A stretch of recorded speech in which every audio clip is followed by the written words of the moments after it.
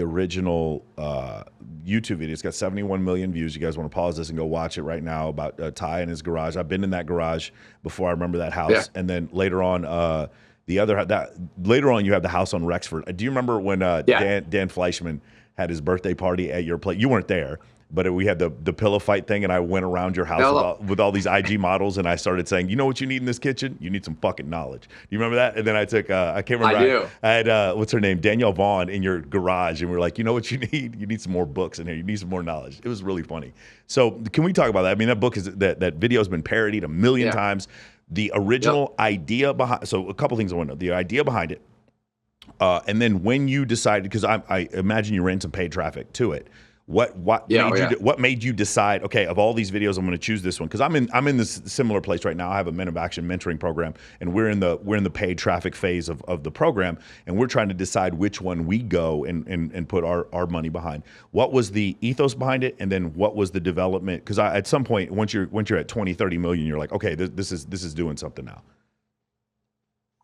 Yeah, and that video, actually, I had multiple versions. It's more like at 300 million. It's just the one that I put public is that video got, you know what's crazy? I did a crypto video in 2017. Yeah. That dwarfs here in my garage. Yeah. It's just that YouTube basically banned crypto. Right. But that thing got like 400 million views, 500. It was insanity. Wow.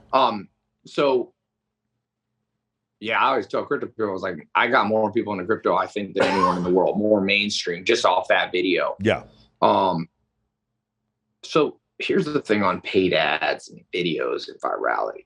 One, there's a good book on this called Contagious, by the way. Okay. Kind of goes through the 7 elements of things that go viral. You know, one of them, they need to be shareable. Some stuff, the reason it's hard to go viral on like Tinder, okay, is nobody wants other people to know they're on Tinder that much. So they're not going to repost. Here in my garage, because it became kind of a meme, people wanted to send it to their friend and they were spoofing it, which is the greatest free viral coefficient in the history of mankind. Like, the greatest thing you can do, and because it had a monetization path. If you go viral with no monetization, what's the upside? You're just getting famous. But if you have a link in it and go click and buy something, you know, you can make 9 figures off of it. So the thing about a video is, so first off, that video is it looks casual, but I had been doing copywriting for about a decade. So it's very, I hate watching my own videos. I actually never watch that video until this year. So 8 years. And I rewatched it. That's probably, and like I said, I don't say this as a narcissistic thing. It's probably the best copywriting. I forgot it was me. I was like, this is the fucking greatest copywritten thing to ever hit YouTube ads, maybe Facebook ads. There's a couple other things like the shave guy, the Dollar Shave Club. Yeah. Those dudes, I'm not even sure. I'm not going to say they copy me, but there's some elements in there. You know, you need it. There's like 27 elements. No, I think to a bad ass viral video. I disagree. I think they all copied you. I really like. Someone before me, so they couldn't have copied me. Yeah, but a lot have copied me. A lot, but like that video, as far as a guy, and I don't know if you're using an iPhone, but it feels like you are. Yeah.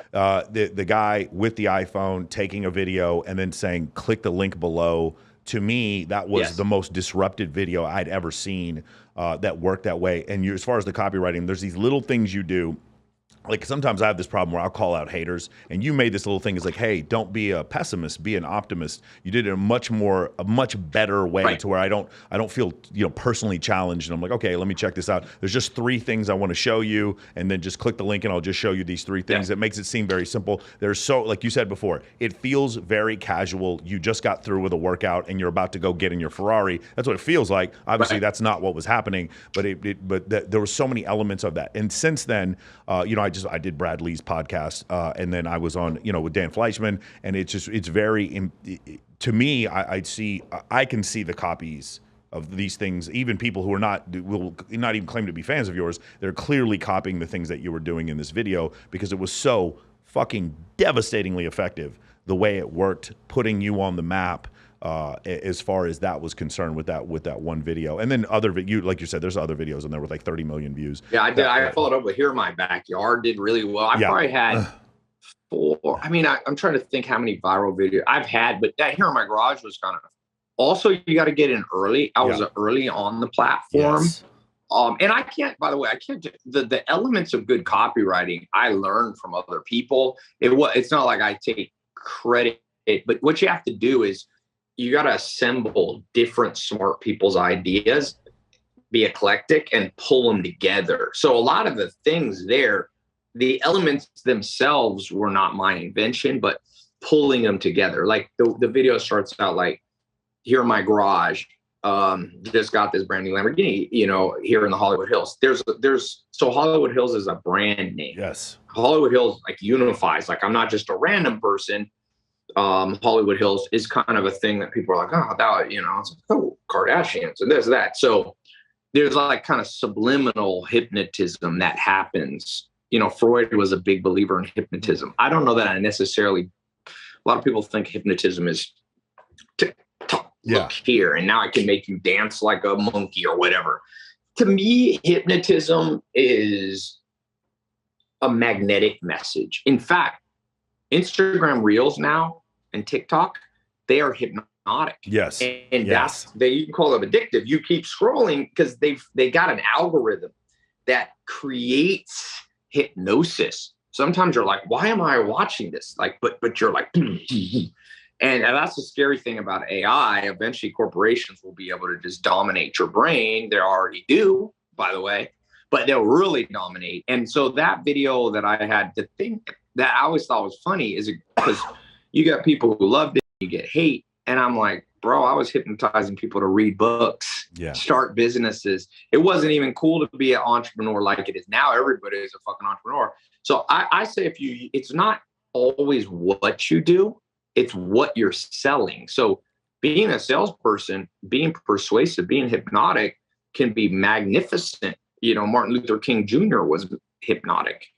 He was hypnotic in the sense that he got a generation of people to remember a message, like where he said, he has it. I have a dream. That's a hypnotic message, right? That it persists throughout generations. And music is hypnotic. We're very much a hypnotized society. But Abraham Lincoln, was probably hypnotic when he said 7 years ago, like, Gettysburg Address, things like this.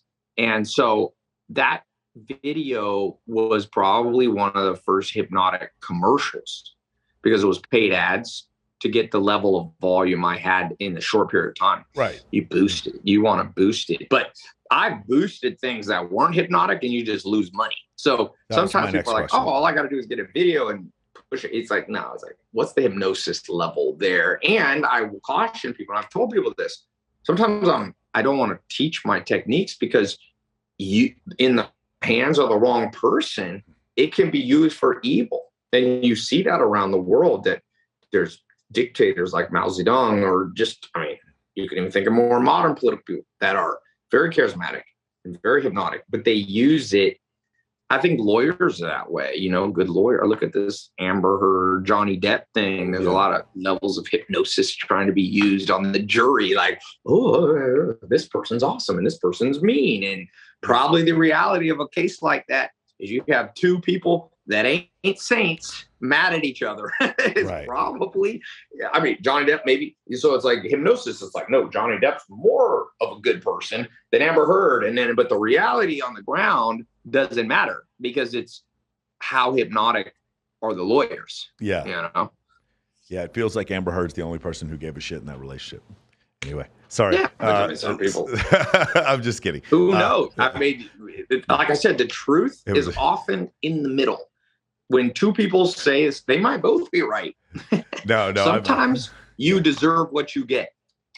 In relationships, I always tell people, don't get too high on your horse talking about how the other person was a bad person. Oh, I spent 5 years of my life with if you spend 5 years of life with a narcissist, I can tell you have an almost guaranteed. There's a scientific concept of associative matching. You are equally fucked up. That is how that game works.